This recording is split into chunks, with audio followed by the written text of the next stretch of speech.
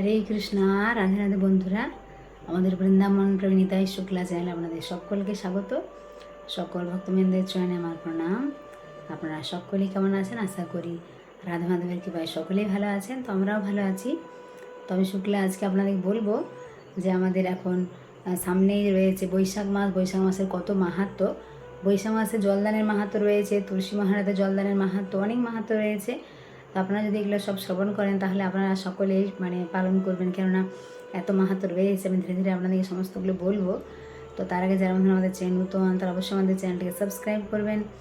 আর যারা বৃন্দাবনে আসতেন তারা আমাদের সাথে যোগাযোগ করুন। এখানে থাকা 3 টাইম বাঙালি প্রসাদ এবং দর্শনের সুব্যবস্থাও রয়েছে। আমরা দায়িত্ব নিয়ে সমস্ত মন্দিরগুলো দর্শন করিয়ে থাকি।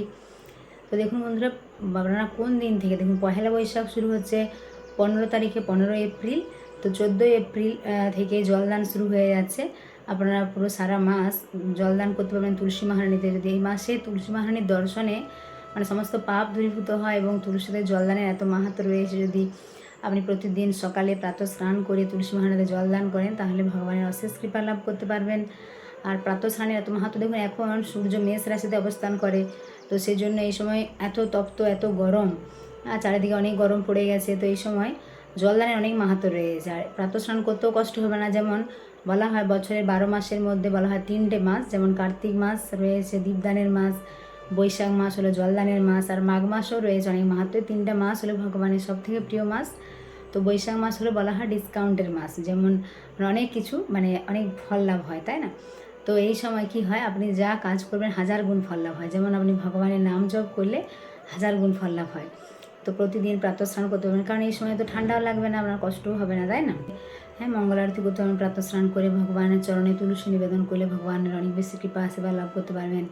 হ্যাঁ, ভগবানকে দীপ দেখাবেন। তো দেখুন, যারা মন্ত্র জানেন, বিভিন্ন মঙ্গল আরতির আলাদা মন্ত্র রয়েছে, যে নামহট্ট পরিচয় বই পাওয়া যায়, সেখানে অনেক সুন্দর সমস্ত কিছু দেওয়া রয়েছে। দর্শন আরতির আলাদা মন্ত্র রয়েছে, সব আলাদা। কিন্তু যারা এত সব পারবে না, তারা যদি হরে কৃষ্ণ মহামন্ত্র বলেও আপনারা ভগবানকে ধূপ অর্পণ করেন, হ্যাঁ 7বার ভগবানের দিকে ধূপ এরকম করে দেখালেন, তারপরে দীপ দীপ ভগবান যদি দীপ নিবেদন করেন, ভগবানের চরণে 4বার, নাভিতে 2বার এবং মুখমণ্ডলে 3বার, আর পুরো সর্বাঙ্গে 7বার, এরকম 16বার।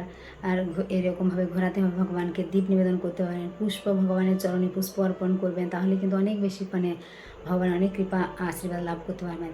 আর আপনি নিজেও এগুলো পালন করবেন এবং অন্যকেও যদি আপনি বলেন যে বৈশাখ মাসে এরকম তুলসী মহারানীতে জলদান করতে এবং আপনার কথা শুনে যদি অন্য কেউ পালন করেন, তাহলেও কিন্তু আপনি কৃপা আশীর্বাদ লাভ করতে পারেন ভগবানের। ভগবান অনেক বেশি কৃপা করবেন।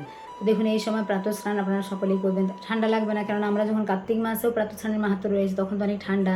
তো সে ঠান্ডার সময় অনেকে করে প্রাতঃ স্নান। আর এখন তো গরম, এখন তো ভালো, এখন সকালবেলা স্নান করতেও কোনো অসুবিধা হবে না। তো যাদের সামনে গঙ্গা রয়েছে, গঙ্গা, যমুনা, পুষ্করিণী, পবিত্র নদীতে স্নান করতে অনেক মাহাত্ম্য। যারা পারবেন না, সামনে নেই, তার বাড়িতেও যদি বাথরুম ও স্নানাগারে গঙ্গা গঙ্গা গঙ্গা উচ্চারণ করে স্নান করেন, তাহলেও কিন্তু গঙ্গা স্নানের ফল লাভ করতে পারবেন। অনেকে করে এই সমস্তগুলো পালন করে, অনেকে জানে। আর যারা জানে না তারা অবশ্যই শুরু করবেন। এই যেহেতু বৈশাখ মাস 15 এপ্রিল থেকে পড়ে আছে পহেলা বৈশাখ, আর 14 এপ্রিল থেকে রয়েছে জলদান, আজ থেকেই শুরু হয়ে গেছে। তো আপনারা বন্ধুরা সকলে সুন্দর করে পালন করবেন। এই বৈশাখ মাস এত মাহাত্ম্য রয়েছে। আর প্রতিদিন তুলসী মহারানীতে জলদান করবেন। এই সময় হয় তুলসী জলধারা, তো মাটির ঘর দিয়ে বন্ধুরা কী করতে পারেন, তলে একটা নিচে ফুটো করে সলতে দিয়ে দেয়, সেটাতে ফোঁটা ফোঁটা করে তুলসী মহারানীর ওপর জল পড়ে। তো এরকমভাবে জলদান হয় সারাদিন। অনেকে সকালবেলা বা বিকেলবেলা 2 টাইম জল দিতে পারে না, জলধারা করলে খুব ভালো। তুলসী মহারানীতে জলদানের অনেক মাহাত্ম্য রয়েছে। হ্যাঁ, অনেক আপনাকে কৃপা আশীর্বাদ করবেন ভগবান শ্রীকৃষ্ণ। আর প্রতিদিন তুলসী প্রণাম, ওম বৃন্দা ও তুলসী দেব প্রিয়া ওই কেশবস্য বিষ্ণু ভক্তি পদে দেবী সত্যবর্তী নম নম, তুলসী মহারানীকে প্রণাম করবেন, তাহলেও কিন্তু অনেক বেশি কৃপা লাভ করতে পারবেন। তুলসী পরিক্রমা করবেন। এই সমস্ত মন্ত্রগুলো বন্ধুরা রয়েছে নামহট্ট পরিচয়ে। আপনারা যাদের কাছে আছে ভালো, যাদের নেই তারা আপনারা যে কোনো ইস্কন মন্দির বা নিকটস্থ নামহট্ট সেন্টার থেকে সংগ্রহ করে নেবেন। সেখানে দেখবেন তুলসী মহারানীর পরিক্রমা মন্ত্র রয়েছে, জানি কানি চ পাপানি ব্রহ্মহত্যাদি কানি চো তানি তানি প্রণশন্তি পদক্ষিণ পদে পদে। অর্থাৎ আপনারা জেনে এবং না জেনে যে সমস্ত পাপ করছেন, এবং ব্রহ্মহত্যার মতো পাপও কিন্তু কী হয়, এই তুলসী মহারানীর যে প্রতি পদে পদে পরিক্রমা করছেন, সমস্ত পাপ কিন্তু দূরীভূত হয়। তো দেখুন কত মাহাত্ম্য রয়েছে, তাই না? জলদানের মন্ত্র রয়েছে। যারা মন্ত্র পারবেন ভালো, যারা না পারবেন তারা হরে কৃষ্ণ কৃষ্ণ কৃষ্ণ হরে হরে, হরে রাম রাম রাম হরে হরে, এই বলেও আপনারা 3বার জল দিতে পারেন। আর যারা জানেন মন্ত্র, ওম গোবিন্দ বল্লভাং দেবীং ভক্ত চৈতন্য কারিণীম স্নাপয়ামি জগদ্ধাত্রী কৃষ্ণ ভক্তি প্রদায়িনী। তো এরকম বলেও আপনারা তুলসী মহারানীতে 3 বার জল দান মানে জল তুলসী মহারানীতে দেবেন, তাহলেও কিন্তু অনেক ভালো। এগুলো প্রতিদিন যদি আপনারা করেন এই বৈশাখ মাসে এত মাহাত্ম্য, এত বেশি কৃপা আশীর্বাদ লাভ করতে পারবেন। কৃষ্ণ প্রেম কৃষ্ণ ভক্তি আমরা ধীরে ধীরে আমরা ভক্তিপথে আরও অগ্রসর হতে পারবো। আর পুরো বৈশাখ মাস যদি পালন করেন তাহলে কিন্তু ভগবত ধামে যেতে পারবেন, গোলক বৃন্দাবন। হরি বল। মৃত্যুর পরে যমদূত আপনাকে স্পর্শ করতেও পারবে না, ভগবানের এত বেশি কৃপা আশীর্বাদ লাভ করতে পারবেন। এত মাহাত্ম্য রয়েছে। মানে জলদানের মাহাত্ম্য, আপনারা ব্রাহ্মণ বৈষ্ণব সাধু সকলকে জলদান করতে পারেন। তো দেখুন আবার এবারে বৈশাখ মাসে আসবে অক্ষয় তৃতীয়া কিছুদিন পরে।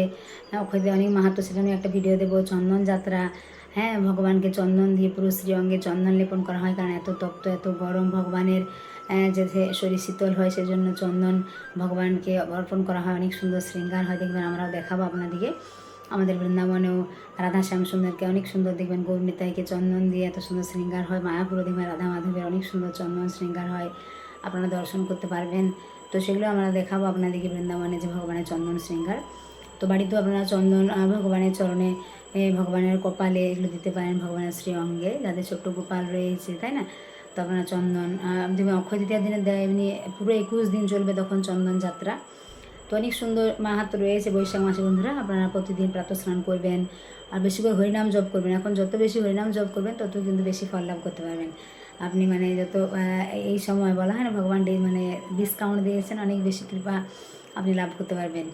আর হলো গ্রন্থ অধ্যয়ন, এই সময় গ্রন্থ অধ্যয়নও অনেক বেশি ফল রয়েছে। আপনি গ্রন্থ গীতা ভাগবতম অধ্যয়ন করবেন, যাদের বাড়িতে রয়েছে ভালো, যাদের নেই তারা সংগ্রহ করে নেবে শ্রীমদ্ ভাগবত গীতা।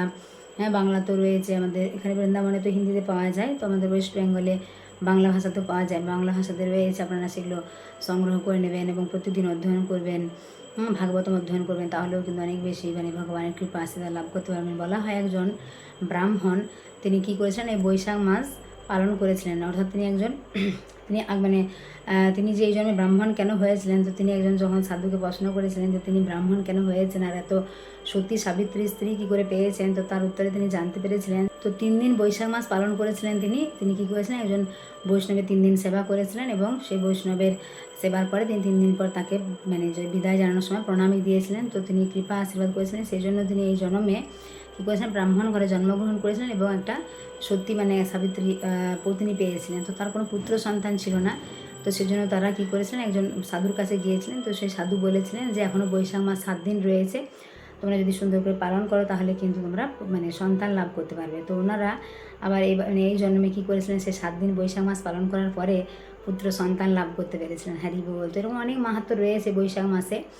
বৈশাখ মাস সুন্দর করে পালন করলে আপনি ভগবত ধামে যেতে পারবেন, ভগবানের প্রিয় হতে পারবেন, ভগবানের অনেক বেশি কৃপা আশীর্বাদ লাভ করতে পারবেন, কৃষ্ণ প্রেম ভক্তি লাভ করতে পারবেন। অনেক ভালো নিজেও পালন করবেন এবং অন্য সকলকে আপনার মানে পাড়া প্রতিবেশী আত্মীয় স্বজন সবাইকে বলবেন যে বৈশাখ মাস সুন্দর করে পালন করার জন্য, প্রাতঃ স্নান করার জন্য, তুলসী মহারানী জলদান, তারপর ভগবানের শ্রী বিগ্রহ মানে দর্শন, ভগবানকে সুন্দর করে শৃঙ্গার, ভগবানকে তুলসী যে ভগবানের যে মন্দির পরিক্রমা। তারপরে এই সময় দেখুন ফল বলা হয় না, অনেক সুন্দর এই সময় যে গ্রীষ্মকালে যে ফল পাওয়া যায়, ভগবানকে ফল বিভিন্ন ফল অর্পণ করতে পারেন। এমনি তো আপনি দানও করতে পারেন, যে জল দান করা হয়, তো ওনার কিছু ব্রাহ্মণ বৈষ্ণবকেও ফল দানও করতে পারেন। তো অক্ষয় তৃতীয়ায় অনেক দানের মাহাত্ম্য রয়েছে, আর বৈশাখ মাসে অনেক দানের মাহাত্ম্য রয়েছে। এই সময় অনেকে দান এইসব করে, তো আপনারাও করতে পারেন, অনেক সুন্দর অনেক মাহাত্ম্য। সকলে সুন্দর করে বৈশাখ মাস পালন করুন। এত সুন্দর ভগবান আমাদের অনেক সুযোগ দেখুন দিয়েছেন, কিন্তু আমরা অধম, আমরা মানুষ, আমরা কি করি, আমরা জানি না বলে এই সমস্ত নিয়মগুলো পালন করি না। কিন্তু ভগবান তো আমাদেরকে এই সুযোগগুলো দিয়েছেন, তাই না। তো যারা জানেন তারা অবশ্যই এগুলো পালন করেন। আর নিরামিষ আহার গ্রহণ করবেন। এগুলো দেখুন এই সময় আমিষ আহারটা বর্জন করাই ভালো, এগুলো করবেন না। নিন্দা সমালোচনা পরনিন্দা পরচর্চা এগুলো থেকে বিরত থাকবেন।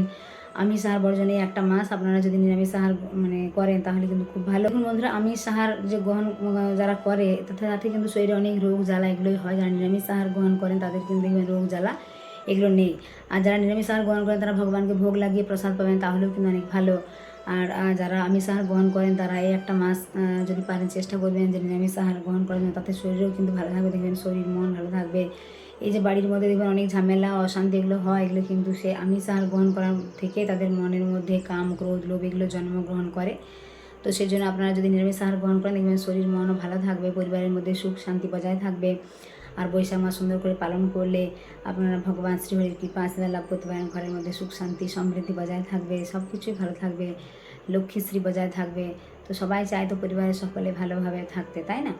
তো আপনারা সকলে সুন্দর করে বৈশাখ মাস পালন করুন, আর ভগবানের বেশি করে হরি নাম জপ করবেন, ভগবানের মন্দিরে যাবেন, শিবগুরু দর্শন করবেন, সাধুগুরু বৈষ্ণবকে সম্মান করবেন। হ্যাঁ, তারপরে জল দান, দেখুন মানে পশু পাখি সকলকে জল দান, অর্থাৎ ছাদের মধ্যে কোনো একটা পাত্রে জল রেখে দিতে পারেন, সেখানেও পাখিরা এসে জল খেয়ে যাবে। হ্যাঁ, ওনারাও কিন্তু আপনাদেরকে কৃপা করবে। আর এর মধ্যে জল দানও করতে পারেন, অনেক মাহাত্ম্য রয়েছে, তো সেগুলো সকলে সুন্দর করে পালন করবেন। আর আমরা অক্ষয় তৃতীয়ারও ভিডিও দেবো বন্ধুরা, অক্ষয় তৃতীয়া যে এত মাহাত্ম্য রয়েছে। তারপর কিছুদিন পরে আসবে পুরুষোত্তম মাস যুক্ত হবে, সেই পুরুষোত্তম মাসের ভিডিও দেবো। তারপর নৃসিংহ চতুর্দশী, অনেক মাহাত্ম্য রয়েছে, অনেক সুন্দর সুন্দর অনুষ্ঠান রয়েছে বৈশাখ মাসে। বৈশাখ মাসের এত মাহাত্ম্য, তো সকলে সুন্দর করে পালন করবেন, আর সকলকে ভিডিওটা শেয়ার করে দেবেন, অন্য সকলে এই সমস্ত নিয়মগুলো পালন করতে পারে এবং ভগবানের কৃপা আশীর্বাদ লাভ করতে পারে। হরি বল, রাধে রাধে।